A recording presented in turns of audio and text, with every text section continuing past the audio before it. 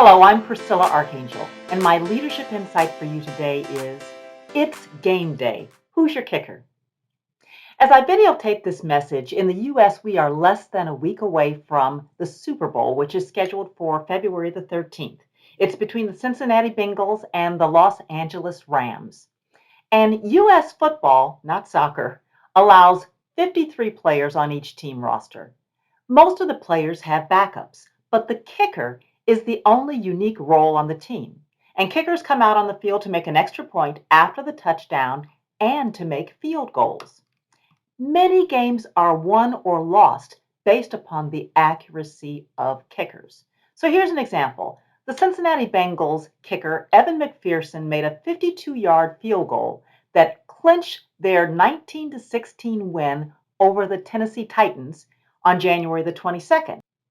And then the following week, his 33-yard field goal in overtime secured a 27-24 win over the Kansas City Chiefs, and thus the Bengals got to go to the Super Bowl. As a rookie, he's also the first player in NFL history to make more than 4 field goals in multiple games in a single postseason. Another example is the Baltimore Ravens kicker, Justin Tucker. He's the highest paid kicker, and he's the most accurate at 91%.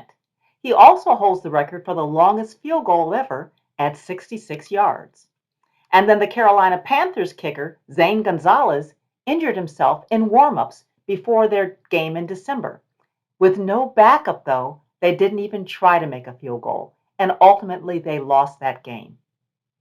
Kickers score more than a third of the points for their teams, yet they're often unappreciated. They don't have to practice as hard as their teammates. They don't endure the physical contact of hitting or getting hit, but their role is high pressure. Now you might say, what does this have to do with leadership? Well, as a leader, when you look at your team, what's the high pressure individual contributor role that only gets a little bit of visibility? This might be someone who has a specific expertise that isn't easily learned by someone else. They might stay ready but only play their role for a relatively brief period of time. Maybe they don't appear to work hard even though they're always available. And they may not always be in the huddle when the plans are being developed. Yet, playing their role can be the difference between success and failure for the entire group.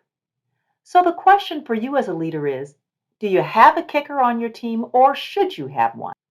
This is a unique skill set or strategy that will significantly improve your business and help you to achieve your goals. Now, sometimes as leaders, we fail to recognize the potential of someone with a skill set that doesn't quite fit the norm, or maybe their approach isn't politically correct.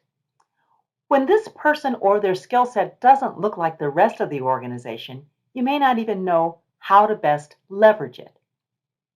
And if you're not sure whether you have or need a kicker, start by evaluating the performance of your team and identify areas where it falls short. Are there data gaps, missing expertise, response time lags, or maybe persistent problems that no one else seems to be able to solve? As you identify your kicker, recognize that this person will likely not have the same credentials as the rest of the team. They also may not deeply understand the intricacies of your business or industry, but they might be knowledgeable and insightful and be able to add some value. The person may not need to be present in every meeting. They may need specialized training and development, different from everyone else. It could be a 12-year-old whiz kid or an 80-year-old wizard. The person might have a physical or an intellectual disability. The person may not mix well with the team, but may shine as an individual contributor. The person might be a full-time employee, a part-time employee, or a consultant or a contractor. The bottom line is, are they making a game-changing difference in your results so that you have a winning team?